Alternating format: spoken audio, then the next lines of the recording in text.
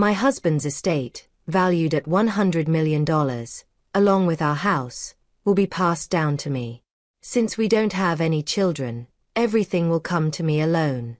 However, my sister-in-law often speaks with a sense of entitlement that makes it seem like she expects something different. My name is Laura, and I'm a 48-year-old who works part-time. My husband and I are parents to 3 wonderful sons. One is a senior, and the other is a sophomore in high school. This year, my eldest son is preparing for his college entrance exams, and he aspires to become a lawyer.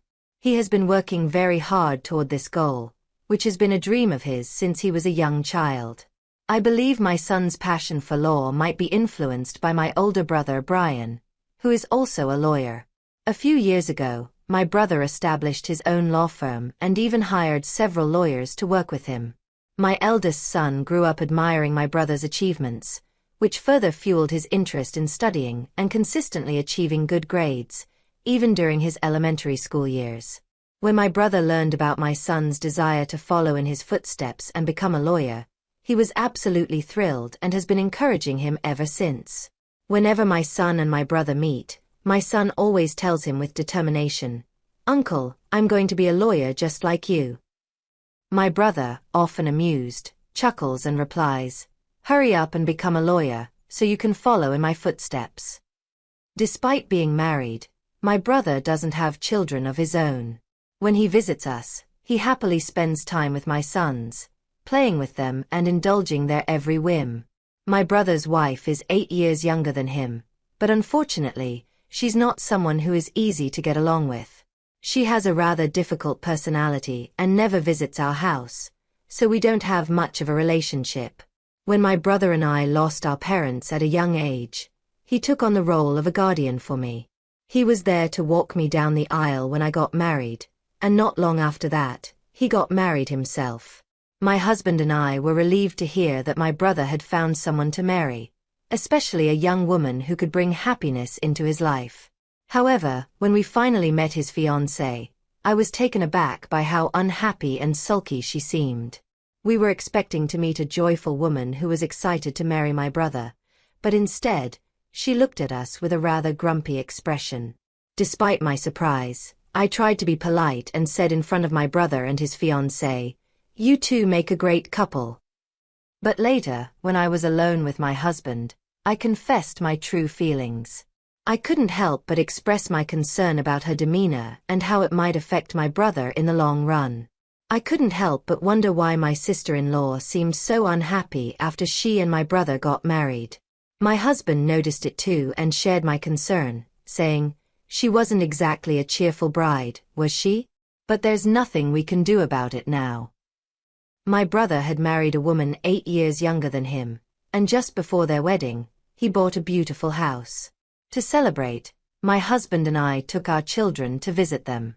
The house was magnificent, just as I expected from my brother, who owns a successful law firm. But when we arrived, my sister-in-law was nowhere to be seen. In a light-hearted attempt to break the ice, my husband joked with my brother, "Has your wife already left you?" However, instead of laughing, my brother's expression became serious, which made both my husband and me uneasy. My brother explained that whenever there's an issue, his wife returns to her parents' house. That day, she was staying with her mother to celebrate her birthday. My husband felt bad for making the joke, his shoulders slumping in regret. Then, out of nowhere, my brother asked us with a straight face, "If I can't have children of my own, would you consider letting me adopt one of yours?" At first, I thought my brother was joking, but his serious demeanor told me otherwise. His unexpected request left me speechless, but my husband, trying to lighten the mood, chuckled and said, "We can't predict the future, so let's talk about it if that time ever comes. If you're okay with our kids, you can adopt whichever one you want."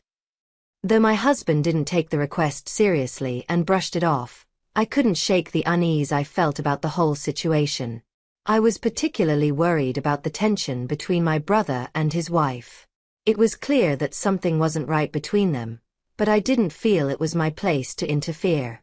After that, whenever we visited my brother's house or he came over to ours, It was always just him. My sister-in-law never joined us, and my brother never brought her up in conversation, so I avoided asking about her. They had been married for more than 8 years, and over time, it was almost as if I had forgotten she existed. This year, my eldest son was accepted into his dream law school, and my brother came over to our house to celebrate the good news. However, during the visit, he brought up the topic of adoption again. Like I mentioned before, would you allow me to adopt one of your children? He asked, this time with a seriousness that caught me off guard. My brother and his wife had been unable to have children, and it seemed that this issue had been weighing heavily on him for years. They had just gotten married the last time he asked, and now, all these years later, the question had resurfaced. We had discussed the possibility of adoption before, so there wasn't any rush to make a decision. However, this time my brother seemed more serious about it. Even so, my husband didn't seem to grasp the weight of the situation and responded quickly, would you prefer to adopt our eldest son since he wants to be a lawyer? My husband said it so casually, but I was much more cautious. After all, this was a significant, life-changing decision for our sons.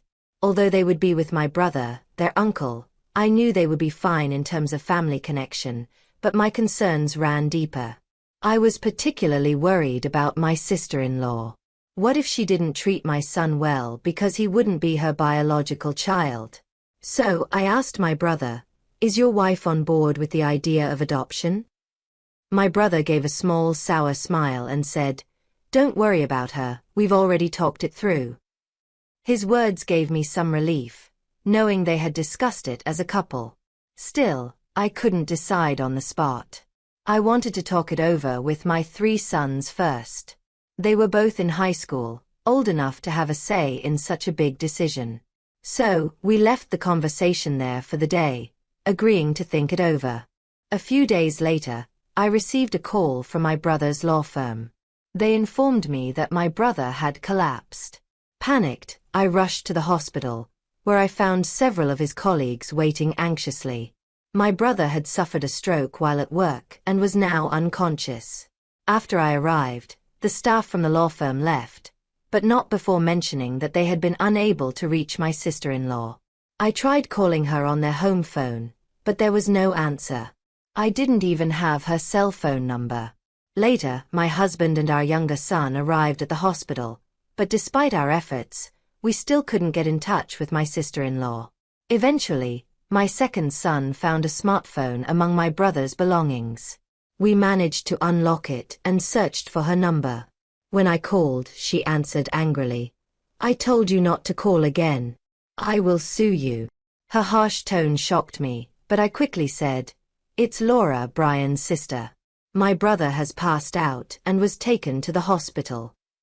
As soon as she realized it was me on the phone, her tone softened. Oh, I'm so sorry. I thought it was Brian. You said he collapsed.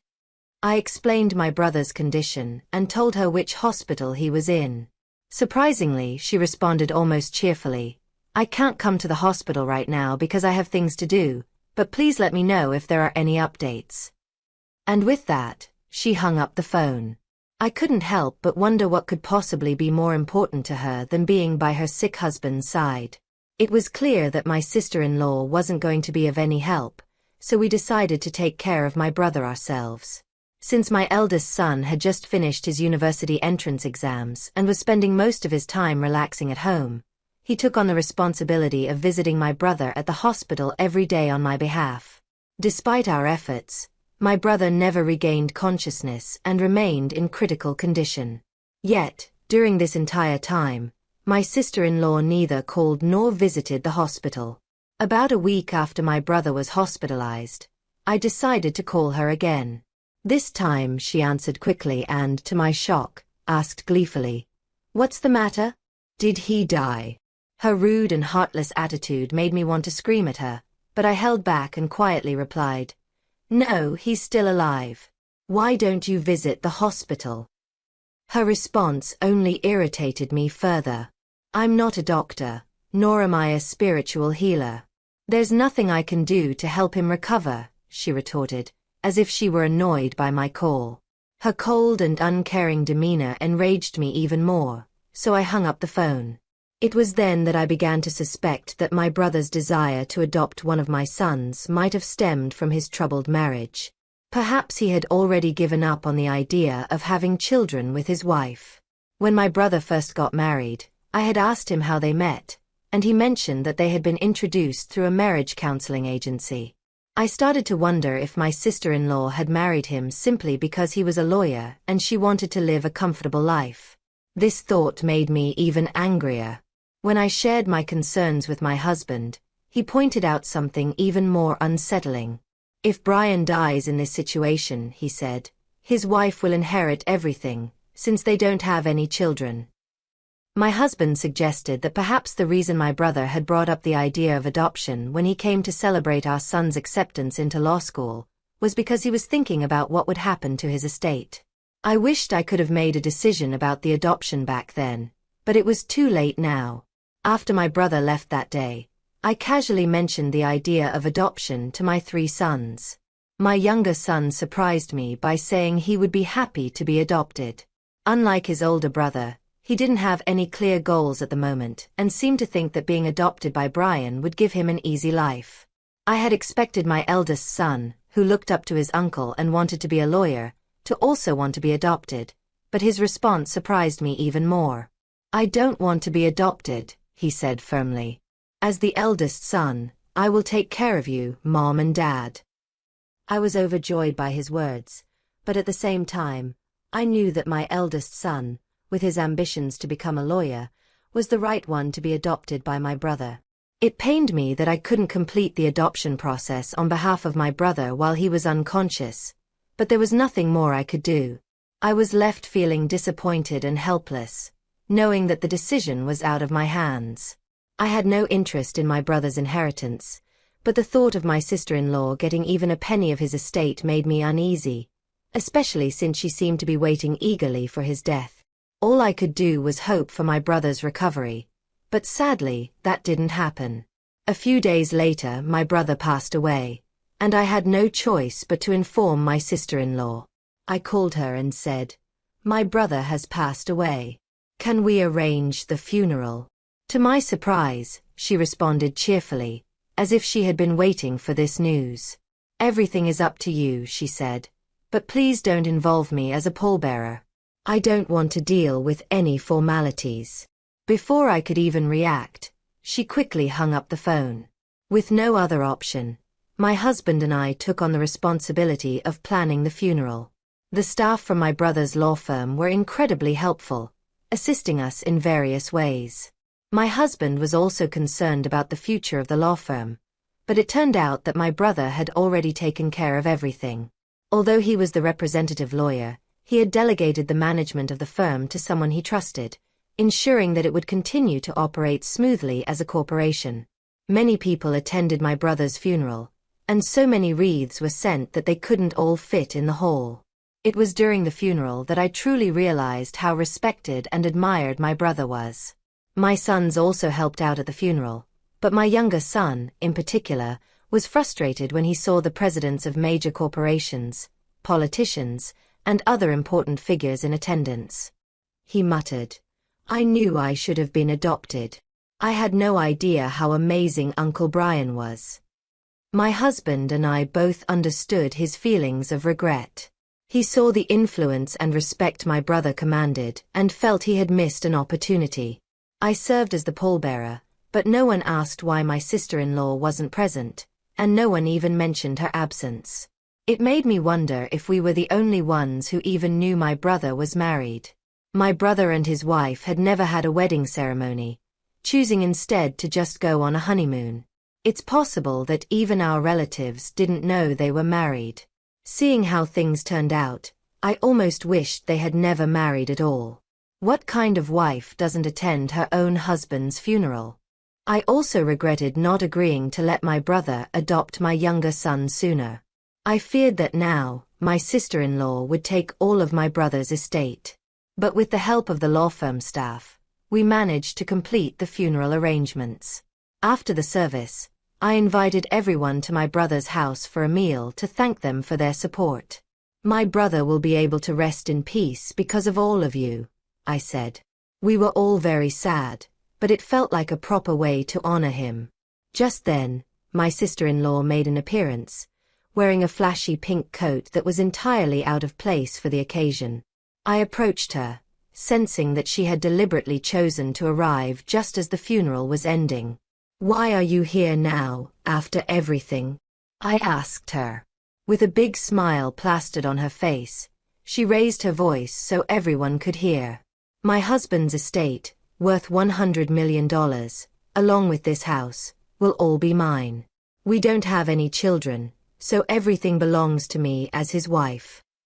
She spoke triumphantly, but to my surprise, a few of my brother's colleagues started chuckling. We looked at them in confusion, unsure of why they were laughing. My sister-in-law, clearly annoyed, glared at them and snapped, "What exactly are you laughing at? You're being so rude." One of the lawyers smirked and calmly replied, "We're laughing because we all know that you're officially divorced. We were aware of the outcome of your divorce settlement the day before he collapsed." I was shocked and blurted out, "What? You were divorced?" I looked over at my sister-in-law, whose face had turned from smugness to sheer horror as she stared at the lawyers who had just exposed the truth. Her teeth clenched, and another lawyer spoke up. "I also heard that you were ordered to pay alimony because your affair led to the divorce." "It's only fair." My sister-in-law, now furious, yelled back at the lawyer, "I'm not required to pay alimony, am I? There's no one left to pay." She tried to sound mocking, but it was clear she was out of her depth.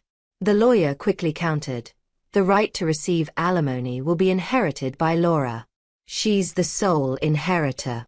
It was only then that I realized I was indeed my brother's sole heir. With our parents gone and the divorce finalized, there was no one else. My sister-in-law seemed to realize this too, and she looked at me with a horrified expression, causing me to step back. But she wasn't ready to give up. She began yelling again, "Don't I get half of the estate now that the divorce is finalized?" One of the lawyers, looking dismayed, responded, "Didn't Brian already give you a settlement when the divorce was finalized? I have the receipt as proof. And by the way, the house was purchased before your marriage, so it's not subject to property division." Watching her being schooled by the lawyers was oddly satisfying, despite the tense situation. She seemed to remember something and suddenly chuckled. "There's life insurance," she said with a sly grin. "I'm still the beneficiary." Her audacity in the face of all this hostility was astonishing. She claimed that she had changed the beneficiary of Brian's life insurance to herself. However, the lawyer quickly shot that down as well. "Brian was a careful man. I'm certain he changed the beneficiary when the divorce was finalized." As I searched through my brother's belongings, I found the life insurance policy. My sister-in-law, who had been watching me closely, snatched the policy from my hands and quickly scanned it for the beneficiary's name. When she saw it, her face fell in disappointment, and she handed the document back to me. I glanced at it and saw that I was listed as the beneficiary. Realizing she was at a dead end, my sister-in-law suddenly blurted out her true feelings in frustration. "I married a lawyer because I thought he was wealthy, but all I've gotten is a small amount of money, and now I have to pay alimony. This was a huge mistake." One of the lawyers present, with a grim expression, responded, "Brian felt the same way. He regretted ever seeking advice from a marriage counselor. He admitted he made a huge mistake." My brother had never shared these thoughts with me, but it was clear he had been honest with his colleagues and subordinates. Unable to come up with a response, my sister-in-law stormed out of my brother's house, defeated. Later, she would be required to pay the alimony in installments, but without a job, she quickly found herself in a difficult situation. She started looking for work, but having never held a serious job before, she quit almost immediately. Desperate to find a way out, she re-registered with the marriage counseling agency, hoping to find another wealthy man to exploit for quick money. She did manage to find a wealthy man and convinced him that she needed money for marriage, but he soon realized her true intentions and reported her to the police. She was arrested for marriage fraud.